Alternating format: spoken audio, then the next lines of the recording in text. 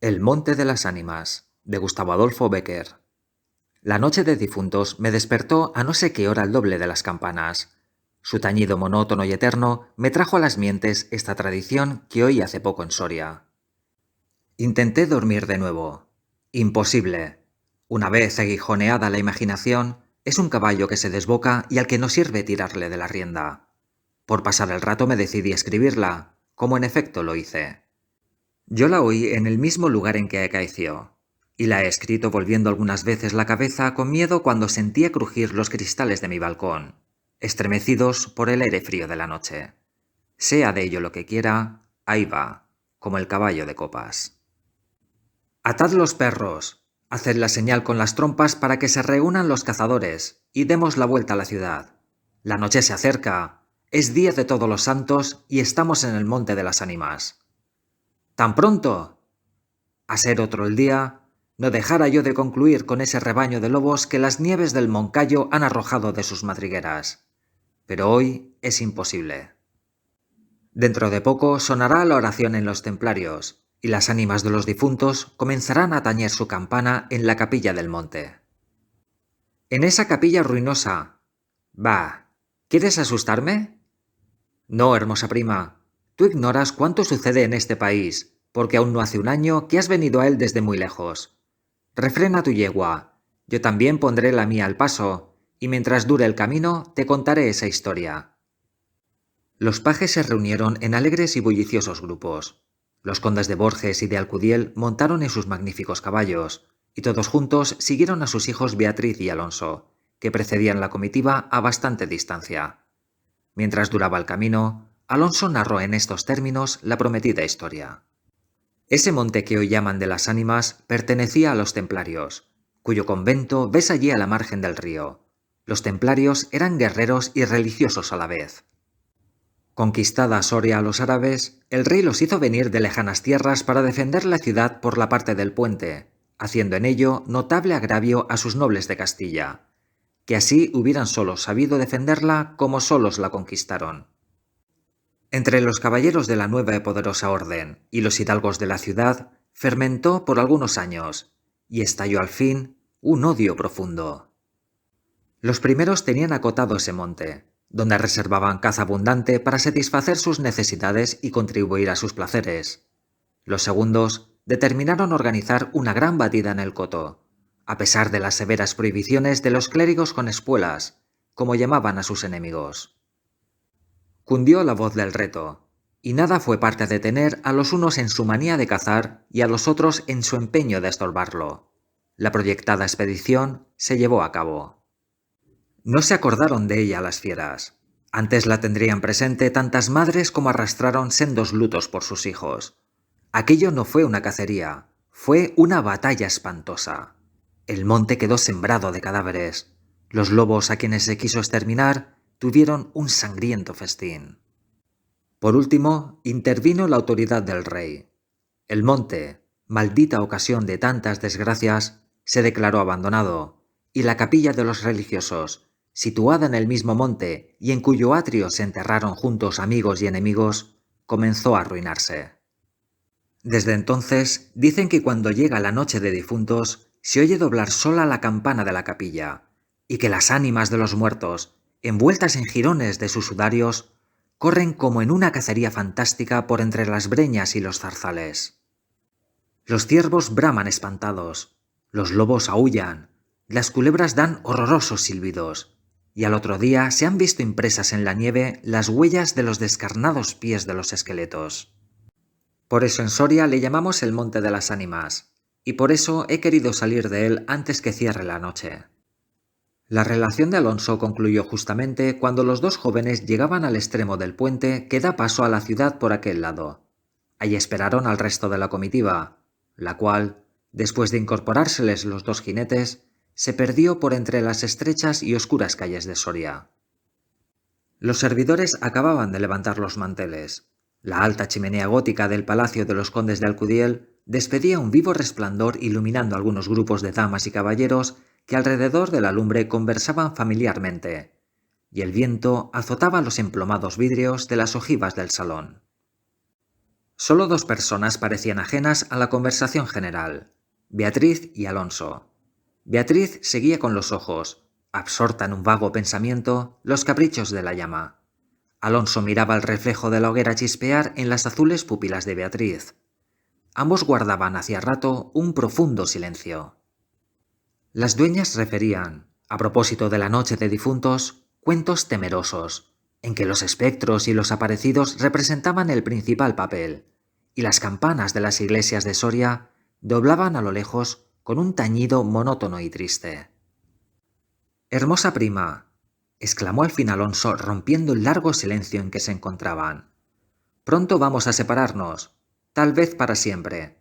Las áridas llanuras de Castilla, sus costumbres toscas y guerreras, sus hábitos sencillos y patriarcales, sé que no te gustan. Te he oído suspirar varias veces, acaso por algún galán de tu lejano señorío». Beatriz hizo un gesto de fría indiferencia. Todo un carácter de mujer se reveló en aquella desdeñosa contracción de sus delgados labios.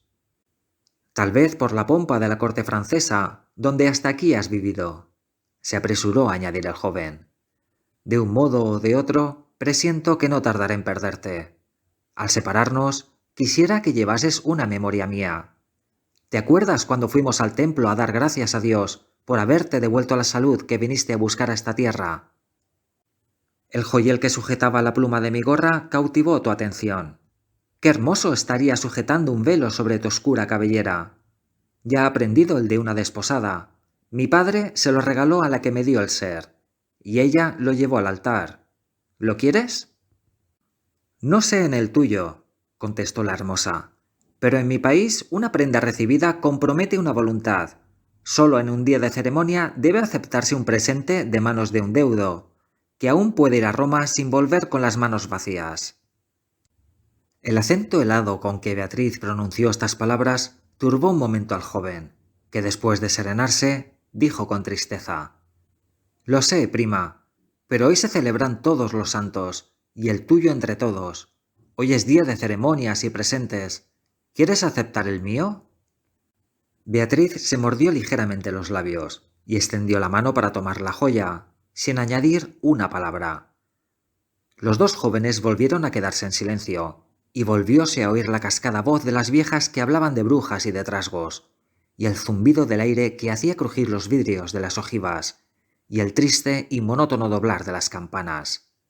Al cabo de algunos minutos, el interrumpido diálogo tornó a anudarse de este modo. «Y antes de que concluya el Día de Todos los Santos, en que así como el tuyo se celebra el mío, y puedes, sin atar tu voluntad, dejarme un recuerdo, ¿no lo harás?», dijo él clavando una mirada en la de su prima, que brilló como un relámpago, iluminada por un pensamiento diabólico. «¿Por qué no?», exclamó ésta llevándose la mano al hombro derecho como para buscar alguna cosa entre los pliegues de su ancha manga de terciopelo bordado de oro. Después, con una infantil expresión de sentimiento, añadió: «¿Te acuerdas de la banda azul que llevé hoy a la cacería y que por no sé qué emblema de su color me dijiste que era la divisa de tu alma?» «Sí». «Pues se ha perdido. Se ha perdido y pensaba dejártela como un recuerdo». «¿Se ha perdido? ¿Y dónde?», preguntó Alonso, incorporándose de su asiento y con una indescriptible expresión de temor y esperanza. «No sé. En el monte, acaso». «En el monte de las ánimas», murmuró palideciendo y dejándose caer sobre el sitial. «En el monte de las ánimas». Luego prosiguió con voz entrecortada y sorda: «Tú lo sabes, porque lo habrás oído 1000 veces. En la ciudad, en toda Castilla, me llaman el rey de los cazadores, no habiendo aún podido probar mis fuerzas en los combates. Como mis ascendientes, he llevado a esa diversión, imagen de la guerra, todos los bríos de mi juventud, todo el ardor hereditario en mi raza. La alfombra que pisan tus pies son despojos de fieras que he muerto por mi mano. Yo conozco sus guaridas y sus costumbres. Yo he combatido con ellas de día y de noche, a pie y a caballo, solo y en batida, y nadie dirá que me ha visto huir el peligro en ninguna ocasión. Otra noche volaría por esa banda, y volaría gozoso como a una fiesta. Y sin embargo, esta noche ¿A qué ocultarlo? Tengo miedo. ¿Oyes?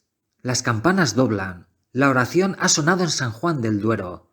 Las ánimas del monte comenzarán ahora a levantar sus amarillentos cráneos de entre las malezas que cubren sus fosas.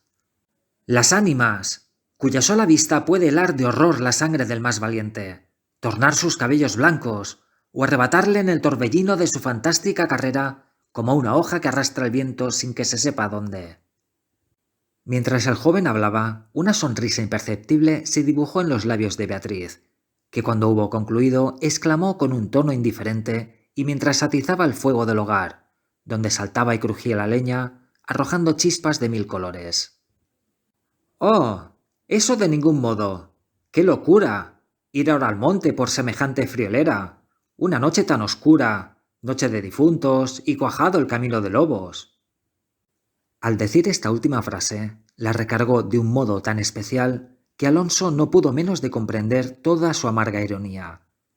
Movido como por un resorte, se puso de pie, se pasó la mano por la frente, como para arrancarse el miedo que estaba en su cabeza, y no en su corazón, y con voz firme exclamó dirigiéndose a la hermosa, que estaba aún inclinada sobre el hogar entreteniéndose en revolver el fuego. «Adiós, Beatriz, adiós. Hasta pronto».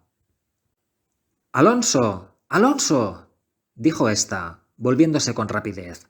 Pero cuando quiso o aparentó querer detenerle, el joven había desaparecido. A los pocos minutos se oyó el rumor de un caballo que se alejaba al galope. La hermosa, con una radiante expresión de orgullo satisfecho que coloreó sus mejillas, prestó atento oído a aquel rumor, que se debilitaba, que se perdía, que se desvaneció por último. Las viejas, en tanto, continuaban en sus cuentos de ánimas aparecidas. El aire zumbaba en los vidrios del balcón y las campanas de la ciudad doblaban a lo lejos. Había pasado 1 hora, 2, 3. La medianoche estaba a punto de sonar y Beatriz se retiró a su oratorio. Alonso no volvía. No volvía, cuando en menos de 1 hora pudiera haberlo hecho. «Habrá tenido miedo», exclamó la joven cerrando su libro de oraciones y encaminándose a su lecho, después de haber intentado inútilmente murmurar algunos de los rezos que la Iglesia consagra el día de difuntos a los que ya no existen. Después de haber apagado la lámpara y cruzado las dobles cortinas de seda, se durmió. Se durmió con un sueño inquieto, ligero, nervioso. Las 12 sonaron en el reloj del postigo. Beatriz oyó entre sueños las vibraciones de la campana, lentas, sordas, tristísimas, y entreabrió los ojos. Creía haber oído a par de ellas pronunciar su nombre, pero lejos, muy lejos, y por una voz ahogada y doliente. El viento gemía en los vidrios de la ventana. «Será el viento», dijo, y poniéndose la mano sobre el corazón, procuró tranquilizarse. Pero su corazón latía cada vez con más violencia. Las puertas de alerce del oratorio habían crujido sobre sus goznes con un chirrido agudo, prolongado y estridente. Primero unas, y luego las otras más cercanas, todas las puertas que daban paso a su habitación iban sonando por su orden, estas con un ruido sordo y grave, aquellas con un lamento largo y crispador. Después silencio, un silencio lleno de rumores extraños, el silencio de la medianoche, con un murmullo monótono de agua distante, lejanos ladridos de perros, voces confusas, palabras ininteligibles, ecos de pasos que van y vienen, crujir de ropas que se arrastran, suspiros que se ahogan, respiraciones fatigosas que casi se sienten, estremecimientos involuntarios que anuncian la presencia de algo que no se ve y cuya aproximación se nota no obstante en la oscuridad. Beatriz, inmóvil, temblorosa, adelantó la cabeza fuera de las cortinillas y escuchó un momento. Oía 1000 ruidos diversos. Se pasaba la mano por la frente. Tornaba a escuchar. Nada. Silencio. Veía con esa fosforescencia de la pupila en las crisis nerviosas como bultos que se movían en todas direcciones, y cuando dilatándolas las fijaba en un punto, nada. Oscuridad. Las sombras impenetrables. «Bah», exclamó, volviendo a recostar su hermosa cabeza sobre la almohada de raso azul del lecho. ¿Soy yo tan miedosa como estas pobres gentes, cuyo corazón palpita de terror bajo una armadura al oír una conseja de aparecidos? Y cerrando los ojos intentó dormir, pero en vano había hecho un esfuerzo sobre sí misma. Pronto volvió a incorporarse más pálida, más inquieta, más aterrada. Ya no era una ilusión. Las colgaduras de brocado de la puerta habían rozado al separarse, y unas pisadas lentas sonaban sobre la alfombra. El rumor de aquellas pisadas era sordo, casi imperceptible, pero continuado, y a su compás se oía crujir una cosa como madera o hueso. Y se acercaban, y se movió el reclinatorio que estaba a la orilla de su lecho. Beatriz lanzó un grito agudo, y arrebujándose en la ropa que la cubría, escondió la cabeza y contuvo el aliento. El aire azotaba los vidrios del balcón, el agua de la fuente lejana caía, y caía con un rumor eterno y monótono. Los ladridos de los perros se dilataban en las ráfagas del aire, y las campanas de la ciudad de Soria, unas cerca, otras distantes, doblaban tristemente por las ánimas de los difuntos. Así pasó 1 hora, 2, la noche, un siglo, porque la noche aquella pareció eterna a Beatriz. Al fin despuntó la aurora. Vuelta de su temor, entreabrió los ojos a los primeros rayos de luz. Después de una noche de insomnio y de terrores, es tan hermosa la luz clara y blanca del día. Separó las cortinas de seda del lecho, y ya se disponía a reírse de sus temores pasados, cuando de repente un sudor frío cubrió su cuerpo. Sus ojos se desencajaron, y una palidez mortal descoloró sus mejillas. Sobre el reclinatorio había visto sangrienta y desgarrada la banda azul que perdiera en el monte, la banda azul que fue a buscar a Alonso. Cuando sus servidores llegaron despavoridos a noticiarle la muerte del primogénito de Alcudiel, que a la mañana había aparecido devorado por los lobos entre las malezas del Monte de las Ánimas, la encontraron inmóvil, crispada, asida con ambas manos a una de las columnas de ébano del lecho, desencajados los ojos, entreabierta la boca, blancos los labios, rígidos los miembros, muerta, muerta de horror.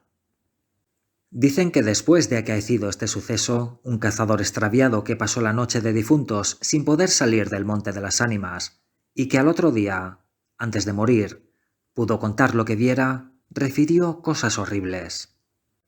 Entre otras, se asegura que vio a los esqueletos de los antiguos templarios y de los nobles de Soria enterrados en el atrio de la capilla levantarse al punto de la oración con un estrépito horrible.